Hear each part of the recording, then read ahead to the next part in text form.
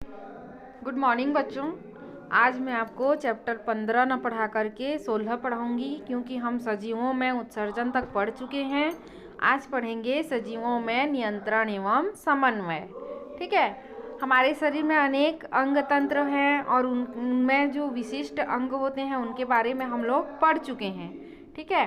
तो मनुष्य के शरीर में अनेक प्रकार के अंग पाए जाते हैं और उनका काम भी क्या है, अलग अलग है। जिस प्रकार किसी कारखाने में काम करने के लिए अलग अलग विभाग होते हैं, उसी प्रकार हमारे शरीर में भी काम करने के लिए अलग अलग अंग पाए जाते हैं। जैसे पाचन के लिए क्या है, पाचन ग्रंथि, श्वसन के लिए श्वसन अंग है ना।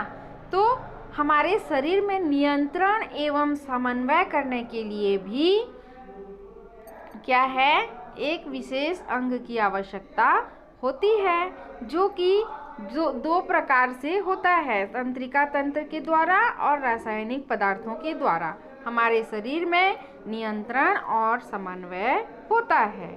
ठीक है। देखो यहाँ दिया है, शरीर की विभिन्न क्रियाओं जैसे चलना, सांस लेना, भोजन का पचना, गति करना, सूंघना आदि में भी समन्वय एवं नियंत्रण की आवश्यकता होती है। तो जो नियंत्रण होता है हमारे शरीर में दो प्रकार से होता है। एक होता है तंत्रिका के द्वारा और दूसरा होता है रासायनिक पदार्थ के द्वारा। अब तंत्रिका तंत्र के प्रमुख अंग होता है मस्तिष्क, मेरुरज्जु, तंत्रिकाएं और संवेदी अंग। इन्हीं से हमारे शरीर का नियंत्रण होता है। किसी काम को कितना करना है वो हमारे शरीर को बताएगा। ठीक है। जैसे मस्तिष्क, यह शरीर का कोमल और महत्वपूर्ण अंग है और यह खोपड़ी के अंदर सुरक्षित रहता है। इसको तो जान ही रहो। देखो यहाँ पे हमारे सिर में है। यह बोलना, सुनना, पहचानना, स्पर्श, स्वाद, गंध आदि क्रिया पर नियंत्रण रखता है और हमारे शरीर में होने वाली सारी क्रिया की जानकारी मस्तिष्क को होती है। मेरुरज्जु, यह मस्तिष्क का पिछला भाग पतला होकर लंबी बेलनाकार नली का रूप ले लेता है। इसे मेरुरज्जु कहते हैं। यहाँ देखो, जिसको हम चेथी भी बोलते हैं, शायद सुने होगे। चेथी में मत मारना, नहीं तो दिमाग खराब हो जाएगा बोलते हैं, सुने हो ना। यही है मेरुरज्जु। ठीक है। ये जो होता है तंत्रिका के द्वारा शरीर के हर हिस्से से जुड़ा रहता है, अतः इससे शरीर में होने वाले परिवर्तनों की जानकारी होती है। ठीक है। अब है तंत्रिकाएं। देखो मेरुरज्जु किससे जुड़ी होती है, यहाँ देख रहे हो, यहाँ पे ये मेरुरज्जु है, यहाँ से वो पूरी तंत्रिकाओं से जुड़ी हुई है मेरुरज्जु। और मेरुरज्जु शरीर में होने वाले सारे परिवर्तन का जानकारी रखता है। तंत्रिकाएं जो होती हैं धागे के समान रचना है, जो शरीर में जाल के समान फैली रहती है, देख ही रहे हो। ठीक है। और शरीर के प्रत्येक भाग को मेरुरज्जु और मस्तिष्क से जोड़ती है। देखो ये तंत्रिकाएं हैं और यही तंत्रिकाएं मस्तिष्क को और मेरुरज्जु को शरीर से जोड़ती हैं। ठीक है। ये दो प्रकार की होती है, एक संवेदी और दूसरा है प्रेरक। वे तंत्रिका जो शरीर के विभिन्न भागों से सूचना मस्तिष्क अथवा मेरुरज्जु तक ले जाती है, उन्हें संवेदी तंत्रिकाएं कहते हैं। चलो इसको मैं समझा दे रही हूँ। संवेदी, जैसे आपके हाथ को कोई छुएगा, वहाँ त्वचा है ना, कोई छुएगा तो छू रहा है बोल के आपको एहसास, ये जो हमारी संवेदी तंत्रिका त्वचा है उसके द्वारा हमको पता चलता है। ठीक है। और इसे संवेदी तंत्रिका कहते हैं। और वे तंत्रिका जो मस्तिष्क और मेरुरज्जु से आदेश शरीर के विभिन्न अंगों तक ले जाती है, उन्हें प्रेरक तंत्रिकाएं कहते हैं।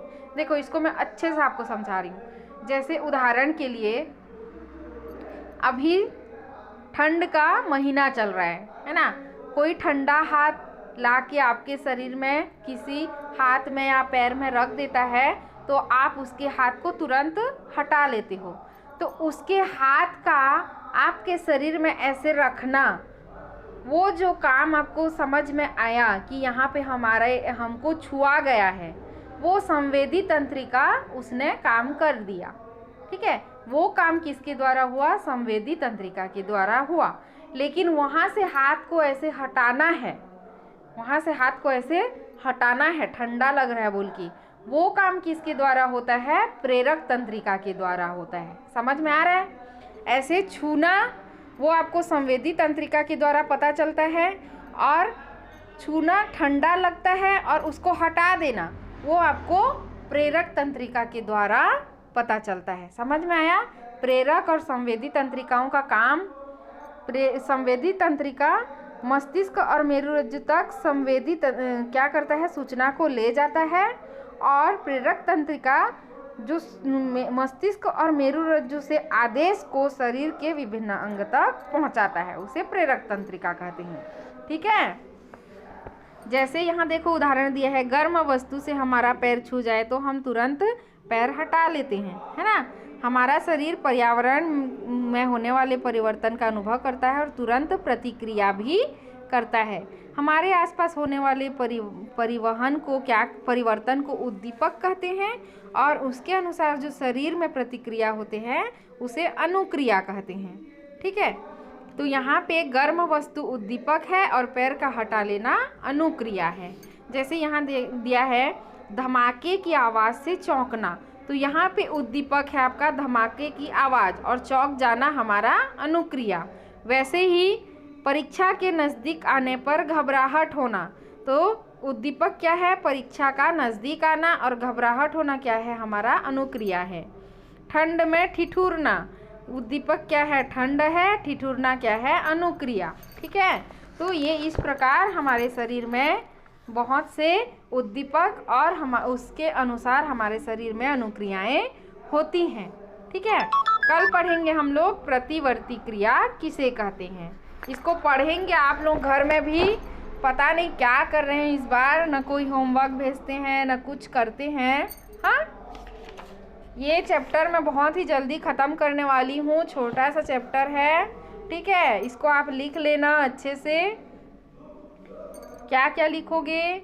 नियंत्रण एवं समन्वय किन के द्वारा होता है, और तंत्रिका तंत्र के कौन से प्रमुख अंग हैं, संवेदी और प्रेरक तंत्रिकाएं किसे कहते हैं, और उद्दीपक और अनुक्रिया क्या होती है, इसको आप लोग लिख लेना। ठीक है।